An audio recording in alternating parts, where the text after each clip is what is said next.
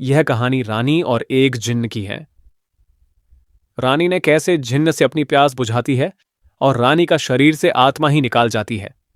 कहानी को पूरा सुनिएगा, मजा आएगा। तो चलिए कहानी को शुरू करते हैं। बहुत समय पहले एक विशाल और शक्तिशाली राज्य था जिसके नाम कामराज्य था। यह राज्य अपनी समृद्धि और भव्यता के लिए प्रसिद्ध था। सोने से जड़े महल, हरियाली से भरे जंगल और सुख संपत्ति से भरा जीवन, यह सब इसे एक परी कथा जैसा बनाते थे। लेकिन इस राज्य की सबसे बड़ी शोभा थी उसकी रानी, रानी समृद्धि।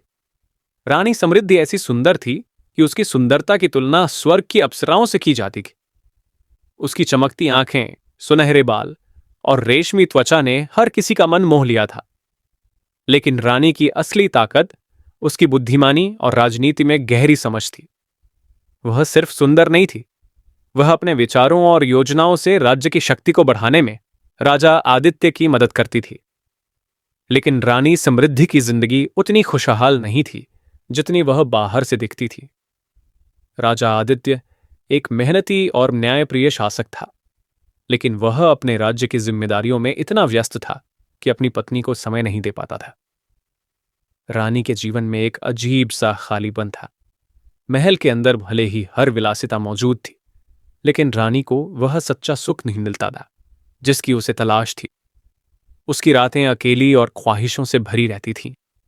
वह अपने मन में अनगिनत इच्छाएं पालती थी, लेकिन वे कभी पूरी नहीं हो पाती थीं। महल की दीवारों के भीतर कुछ ऐसा था जो बाहर की दुनिया नहीं जानती थी। हर रात रानी अपनी खिड़की से बाहर अंधेरे आसमान को देखती और अपने जीवन की अधूरी ख्वाहिशों को सोचती। महल के नौकर चाकर भी उसकी आंखों में छिपे दर्द को समझते थे, लेकिन कोई भी कुछ कहने की हिम्मत नहीं करता था। रानी का अकेलापन धीरे धीरे बढ़ता जा रहा था।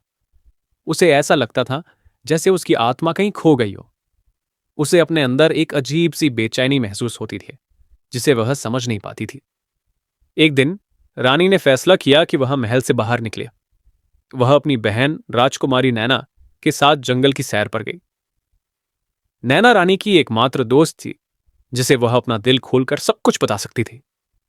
जंगल की ठंडी हवा और चिड़ियों की मधुर आवाज ने रानी के दिल को थोड़ी राहत दी। लेकिन अचानक उनकी नजर एक बूढ़े साधु पर पड़ी जो पेड़ के नीचे ध्यान में बैठा था। साधु की उपस्थिति रहस्यमय थी। रानी ने साधु से पूछा, हे साधु, तुम कौन हो और इस सुनसान जंगल में क्या कर रहे? साधु ने अपनी आंखें खोली और धीमे स्वर में कहा, हे रानी, मैं यहां नहीं बल्कि तुम्हारे भीतर की बेचैनी को देखने आया हूं। तुम्हारी आंखें जो कहती हैं वह तुम्हारा दिल नहीं समझ पाता। रानी समृद्धि साधु के शब्दों से अचंभित थी। वह ठिठक खड़ी हो गई और उसकी बहन नैना भी घबराई हुई थी। तुम मेरे दिल के बारे में इतना सब कैसे जानते हो? रानी ने संदेह से पूछा।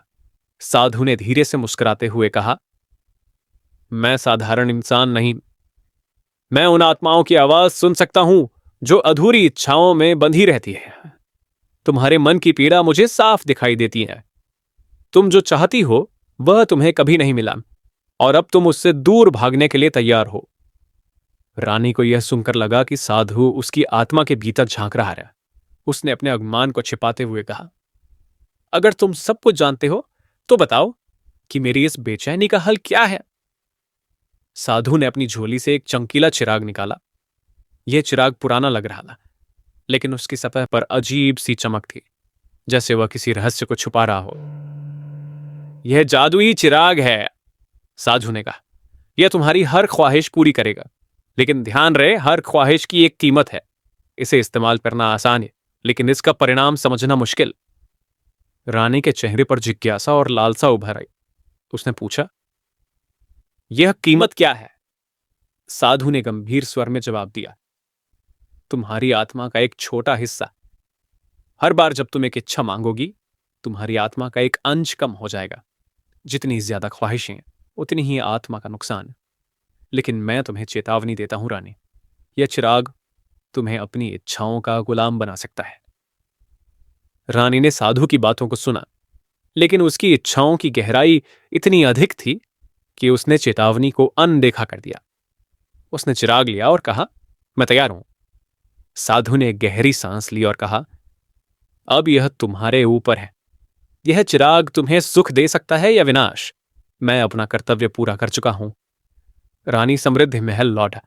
उसने चिराग को अपने कक्ष में रख दिया और रात तक उसे देखती रही। उसकी बहन नैना ने चेतावनी दी, बहन, यह चिराग खतरनाक लग रहा है, तुम्हें इसे इस्तेमाल नहीं करना चाहिए। लेकिन रानी ने उसकी बातों को नजरअंदाज कर दिया। जब पूरी रात हो गई और महल सो गया, रानी ने चिराग को उठाया और उसे हल्के हाथों से रगड़ा। अचानक एक गहरे धुएं का गुब्बार उठा और कमरे में अंधेरा छा गया। धुएं के बीच से एक विशाल छिन्न प्रकट हुआ। उसका शरीर विशाल था और उसकी आवाज गूंजती हुई थी। हे रानी समृद्धि, मैं तुम्हारा सेवक हूं, जिन्न ने कहा। मैं तुम्हारी हर ख्वाहिश पूरी करूंगा, बस मुझे आज्ञा दो। रानी कुछ देर के लिए डर गई, लेकिन फिर उसने खुद को संभाला। उसकी आंखों में एक चमक आ गई। उसने कहा, मुझे खुशियों का एहसास दिलाओ, मुझे वह सब दो जो मैं चाहती हूं। जिन्न ने अपनी शक्तियों का प्रयोग किया। अचानक रानी के कमरे में सुनहरी रोशनी फैल गई। उसने महसूस किया कि उसके भीतर की अधूरी ख्वाहिशें पूरी हो रही हैं। वह एक गहरी तृप्ति ने खो गई। लेकिन अगली सुबह जब रानी जागी तो उसे अपने अंदर एक अजीब सी हल्कापन महसूस हुआ। उसकी आत्मा का एक हिस्सा मानो गायब हो गया हो। उसने इसे नजरअंदाज किया और फिर से चिराग को रगड़ा। रानी ने बार बार चिराग का इस्तेमाल करना शुरू कर दिया है। उसमें जिन्न से धन दौलत, विलासिता और सच्चे सुख मांगे। महल का हर कोना अब सोने और कीमती रत्नों से भर गया था। राजा आदित्य भी इस बदलाव को नोटिस करने लगा, लेकिन रानी की इच्छाओं के पीछे के रहस्य को समझ नहीं पाया। महल में एक रहस्यमय माहौल बनने लगा। नौकर चाकरों को अजीब आवाजें सुनाई देती। रात को महल के गलियारों में परछाइयां चलती।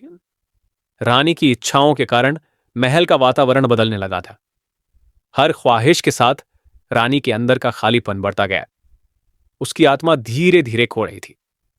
जिन्न हर बार चेतावनी देता, लेकिन रानी उसकी बातों को अनसुना करती थी। महल में अब सब कुछ बदल चुका था। हर कोने में ऐसी विलासिता थी जो किसी सपने से कम नहीं लगती थी। दीवारों पर सोने की नक्काशी, झूमर से गिरती हीरे की चमक और हर कमरे में असाधारण सुख साधन। महल अब एक जादुई दुनिया जैसा बन गया था। लेकिन इस चमक दमक के बीच डर भी फैलने लगा था। नौकर चाकरों ने कहना शुरू कर दिया था कि महल में अजीब घटनाएं हो रही हैं। रात के समय उन्हें ऐसा लगता जैसे कोई परछाई उनके पीछे चल रही हो। कभी कभी रानी के कमरे से किसी के रोने की आवाज सुनाई देती, लेकिन जब वे अंदर जाते तो रानी अकेली होती। राजा आदित्य ने भी रानी में बदलाव महसूस किया। उसकी आंखों की चमक गायब हो गई। वह ज्यादा समय अपने कमरे में बिताने लगी थी और बहुत कम लोगों से मिलती। एक रात रानी ने फिर से चिराग को रगड़ा।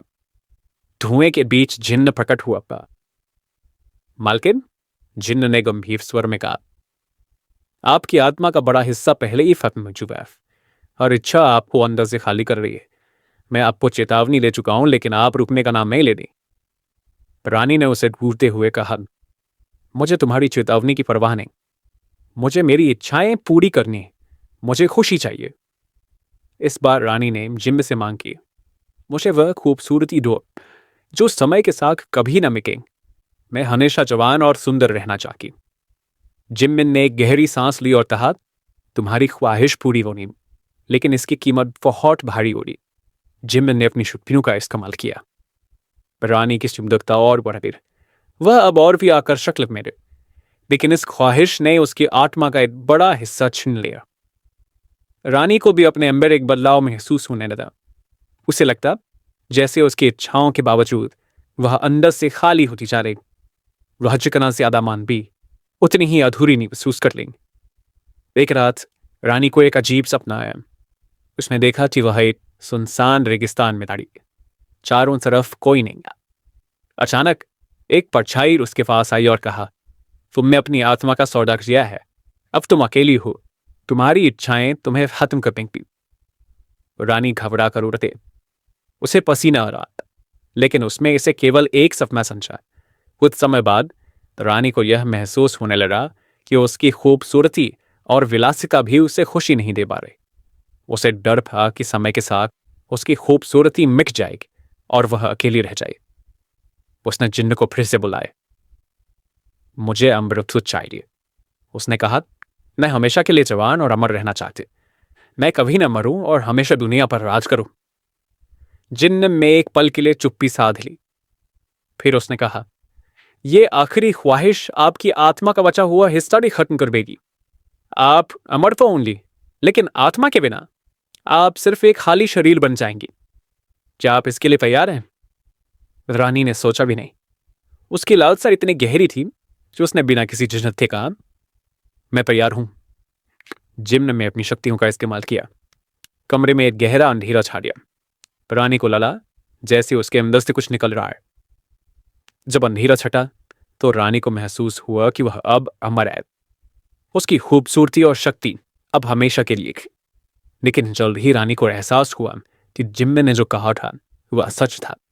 वह अमर तो हो रही, लेकिन उसकी आत्मा अब पूरी तरह खत्म हो चुकी थी। वह अंदर से पूरी तरह खाली थी। उसे अब किसी भी चीज में खुशी नहीं लगेगी।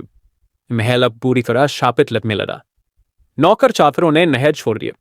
राजा आदित्य भी रानी के अजीब व्यवहार से परेशान होकर उससे दूर रहने लगा। रानी अकेली हो रही। वह अमर थी, लेकिन यह अमृत अब एक श्राप बन गया था। हर रात वह महल के गलियारों में भटकती रहती, अपनी खोई हुई आत्मा की तलाश में। आज ये उस राज्य में रानी समृद्धि का महल कलाट। लोग कहते हैं कि रात के समय वहां रानी की आत्मा की आवाजें सुनाई देती थी। वह हर आने वाले को चेतावनी देती, इच्छाओं पर काबू रखना सीख। अगर तुम अपनी लालसाओं को नियंत्रित नहीं करोगे तो वे तुम्हें खत्म कर देंगे, जैसे उन्होंने मुझे खत्म कर दिया।